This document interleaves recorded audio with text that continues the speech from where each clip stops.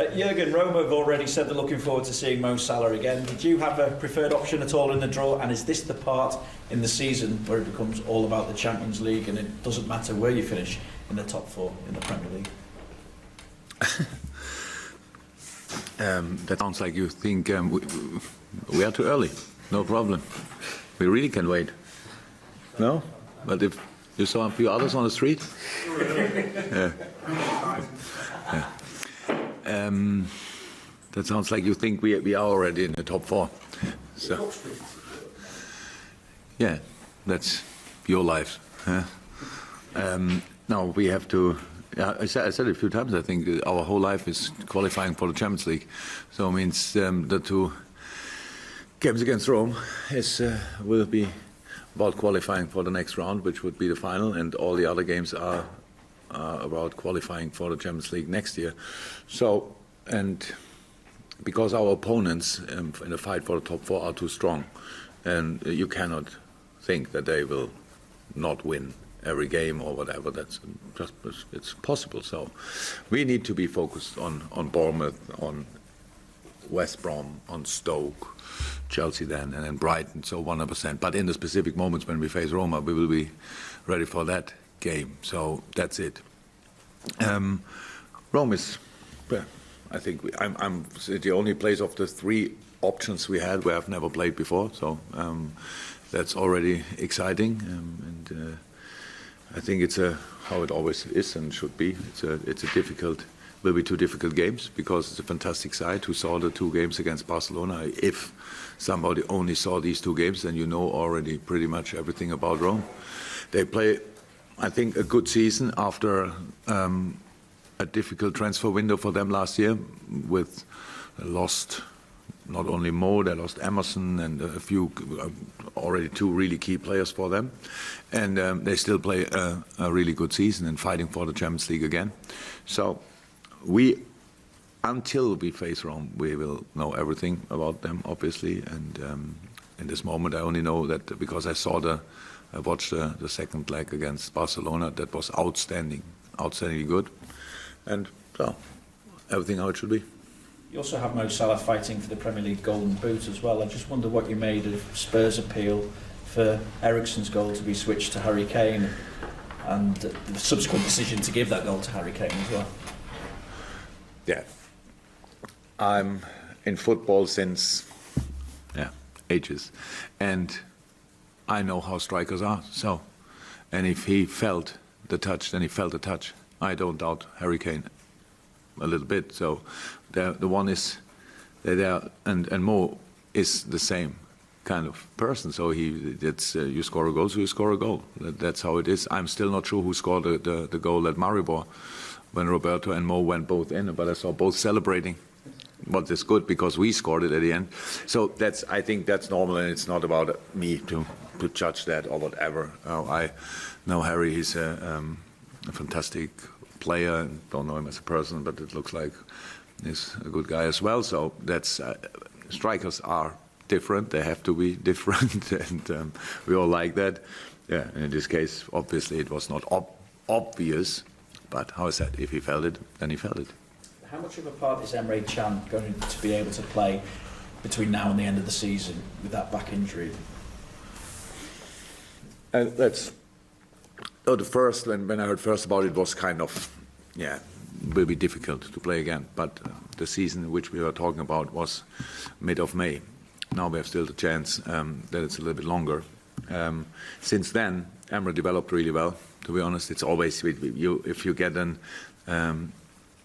if someone tells you the time it will take, then it's always a guess. It's not 100%. It's when a ligament is ruptured, you know it because of experience. Needs around about 6 weeks only the ligament to heal, and then you have to do all the rest around. But it's with these kind of injuries, it's different. And so he's in good hands in a moment, and he's not overly happy about the situation, you can imagine, but he's quite positive that it goes quicker than imagined, and that's no, I'm waiting for that. So I don't know. I know I said in a German interview, but they asked me is the season over, and at that moment it was like probably, but it's not that true anymore, to be honest, and so that's good news. But he will not be ready for Bournemouth. That's for sure. Is there any further news on Adam as well, Adam Lallana? Similar. It's similar. So it will be close. That he can come back again. No rush in, makes no sense. But if Adam is available, then yeah, we will see it. And it's not. How I said, I don't want to close the door for the season. How can I? And it's not good. Joel Matip is for sure out. I saw him walking around here, so he will not come back. But with the other two, there's at least a little bit of hope. As far as your team selection for Bournemouth, then, is it going to be more like the Everton team, more like the Manchester City team that you chose for that one? What were the main factor in terms of how you select the quality of Bournemouth? Is all I ask for. We don't have a game on Tuesday again, so why should I think it's then Saturday? I think the next one at exactly 1 week against West Brom. So who is available and who will play. So it's a longer part of the week we have now from Tuesday to Saturday. That's good. It's not Wednesday and then Saturday at 12:30. So it's a big difference really, and so that's all fine. We have to make a completely normal lineup. If somebody expects now that you do from now on make this kind of selections because I have always Rome in the background or even Kiev. That would make my life really a little bit difficult, because the only way to go to win football games is to be completely focused on what you are doing. And if we are all waiting, hopefully nothing happens until then it will happen. So we have to stay cool, we have to do our job, and we are not. Unfortunately, I would love to say we are through, we are in top four, and I don't know what people would then expect and say, yeah, now you play the U18s or what. That makes all no sense. We need rhythm, we need shape, we need momentum, we need all these things to be in the right moment, in the best shape. You cannot win against these teams. No one of them, not Bournemouth, not West Brom, not Rome. If you are not at your best, that's how it is. They fight for different things, and I respect that, and so that will have the biggest influence on my lineup. Yeah, just in terms of how well the midfield has done as well, does Jordan have a problem getting back into the starting lineup now? I have 4 senior midfield players, and I play now, and Jordan played outstandingly good in the last few games, and I tell him because he was not involved in which game? In the City game, because second the other, I tell him, now you have to fight back, my friend. So he's not a shadow of a doubt about attitude, so he is already hot. He has the freshest legs, if you want, in the midfield. I would be silly if I don't use him. No. Julia? Jürgen, I spoke to Alex after the game at Manchester City, and he was saying, and you've spoken about, how the concentration, the focus is on qualifying for the Champions League next season, but he was saying that performance, that result can just go on and inspire now the squad, the group of players that you've got into. He was saying that at the right level, they can go on and beat anyone in this league. So they're taking that and using that as a positivity now for the rest of this season. Yeah, they should, but at the end, that's what you say. What we felt after the game against Man City, I think in that moment, if somebody would have asked, can you conquer the world? We'd have said, let's try. And that's completely normal. You're full of all different things and adrenaline and all that stuff. So it's good. It's positive. It was very positive. Going through that round against Man City in the manner we did, that's really not normal. That was outstanding. I loved it. But then, how it always is in life is a summary of challenges, and the next challenge is now Bournemouth. And the thing is that you can see it here. Nobody's really interested in Bournemouth in the moment, even if we play them tomorrow. It's not like this. It's about what is he thinking about Rome and all that stuff. And that's our surrounding. That's where we go now. If we would go out wherever, only buying a bread, then I would say, and Rome, good draw. And you have to say, yes, but tomorrow, by the way, is Bournemouth. So, and I have no problem with that. And that's what I want from the boys. We have to show up, and again and again and again. It's a good moment. The club is in a good situation. Atmosphere, all is good, but now we have to use it still. And there's no reason to think about anything else. We had so many problems in the last few weeks, here and there, with players not available in the moment when you really need pretty much all of them. And so far, so good. but that's how it needs to stay. Can we bring it back down then to another level? Bring it back down. And Mo Salah, obviously, everyone's talking about him week in, week out, and there are quotes from yourself this week about how you're not worried that he may move on in terms of transferring to another club, despite the profile that he has, and you're not considering the fact like Luis Suarez left and Phil Coutinho as well, but you're happy and you believe that he'll be here long term. Yeah. Of course, no. It's all about the question. It's not a situation that I would even think about it. So Mo Salah came in a year ago, not full year, 9 months roundabout ago. He came in, to make the next step in his career, and he did it. So that's it. To come to Liverpool, he had different options, and he wanted to come here. So if you now always start talking after a year, and it's all that thing. Is it will he leave or whatever? And then I don't think about it. But it was again the German interview. He asked me pretty much the same question, and I said, yes, I'm confident. I think he will. I don't think. He will be here. But that's all. It's not. It's only because people always have something to write, something to talk about, and all that stuff. But on the other side, we are not all like we don't want to change all time. And now here, now settled here, now go there, completely new surrounding. We have a big chance here to create something for the future. In the moment, we have to deliver performances, collecting points, winning, whatever, and then. But it's all the team is in a. It's good. The age group of the team is really good. We are all they are still young and full of potential and all that stuff. So, and my impression at the moment is they're all excited about being in this group. And that's it. Yeah, Jürgen, you're now the only side left in the Premier League that's unbeaten at home in the league this year. Manchester City lost at home last weekend. So you have 3 home games left. How significant an achievement would it be to be unbeaten for the whole year?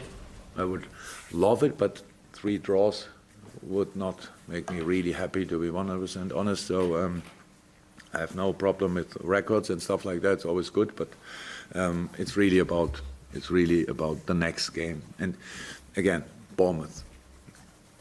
This, how I see it. I don't want to be disrespectful. They look like a really tiny, small club there in the south of England, wonderful region. They do an outstanding job. They saved the league pretty much 4 or 5 match days before the end of the season. So many big clubs, big history clubs struggle, are already in the championship, or maybe will go there. That's such a big achievement. I really, Eddie Howe and his stuff, what they're doing there, and the boys, it's unbelievable. So they have all my respect there. So, and I don't think a second about the other games after that. So that's it.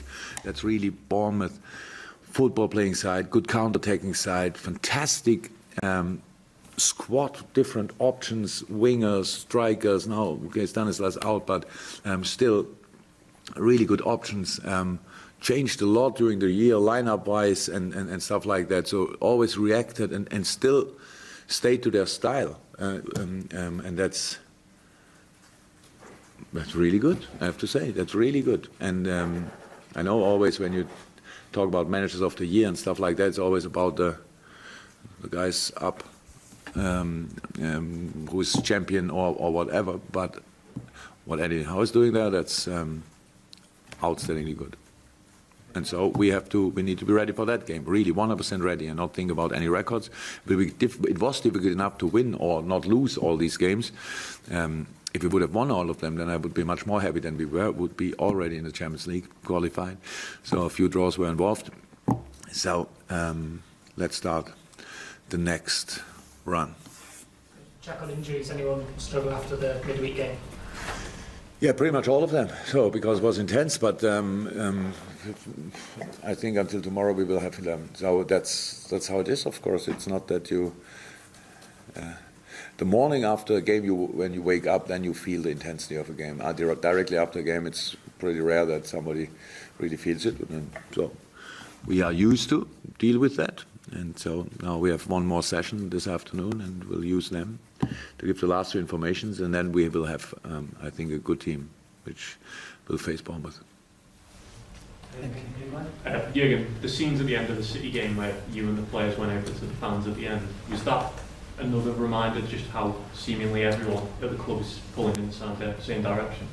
Yeah. Didn't need that proof, didn't need that. I knew it before, but of course it's wonderful. So that's, we all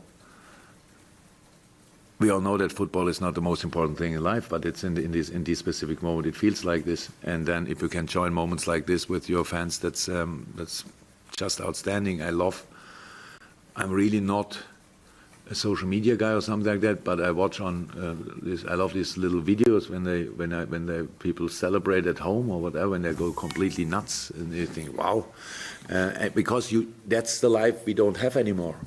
We are all football fans, but it's really rare that we understand, and if we understand, then something bad happened before that, where we really can feel that, and then you see it, at least where we were really close. You can see the faces, you can see the joy, and yeah, that was outstanding. And we all felt exactly the same. Unbelievably happy, and yeah, great in that moment. In that moment, life catches you then always again afterwards with all the problems. But these moments are really rare, and so we enjoyed it a lot. Yeah, just check. Yeah, we just had a message through saying that there's not going to be VAR in the Premier League next season. Premier League clubs have voted not to have it in the Premier League next season. What do you make of that? It's a private message, or it's an email that's come through from one of my colleagues, and if it will load up, it says that Premier League clubs have today agreed to continue advanced testing of video referees throughout 2018-19. but a World Cup, no VAR. but it will be at the World Cup, right? The World Cup will be VAR, or the Premier League decided as well. It will not be the World Cup. Premier can't do that. I think a few people think they could do it. Yeah. The only experience I have with VAR, it's not really an experience. We have the West Brom game, and I really think that was very interesting. To be honest, it was very interesting, and we all agreed that it took a little bit long for all decisions. We spoke about that. In Germany, how I said, it's settled. It needed time, and it will need time. When we start with in England, then a year later, it still will need time in that situation. So I don't know what I would say is the perfect solution or decision or not. I don't know, actually. It's just like it is. I think in a lot of moments, you would love to have it. In some moments, so sometimes you suffer because of no VAR, and sometimes you have the benefit of it. That's how it is. But I stay to it. I stick to it. I really would prefer that we have the right decisions, but it need to be fixed before that. I think it's not perfect in the moment. I heard an interesting piece, I think, on radio about rugby. They use it as well, and they are not overly happy with it because now they start talking about everything. So that needs to settle. There still must be. After a throw-in, which was the wrong way, and they score a goal, and then you go back and say, oh, I saw it, throw-in was for the other team. That's all. The culture and the soul of football needs to stay, and the part of the football is, even if I'm not the best in accepting these things, because I feel it happens too often, but if I'm not bad, it's this kind of discussion after the game. So, right, not right, the penalty of Real Madrid against Juve, I think they would be together the VAR 2.5 hours, and then they would have said, I think there was contact, no contact, yes, it stays difficult. But to make the right decisions more likely, I think that, and to help the ref, really, I think that's important, to help the ref in these situations, and not to make life more difficult for them. Then it makes absolute sense. If the smart people think it's not the time for that, yeah, maybe wait another year and work on it. Thank you. Brilliant. Thank you. Thanks, Jürgen. Welcome.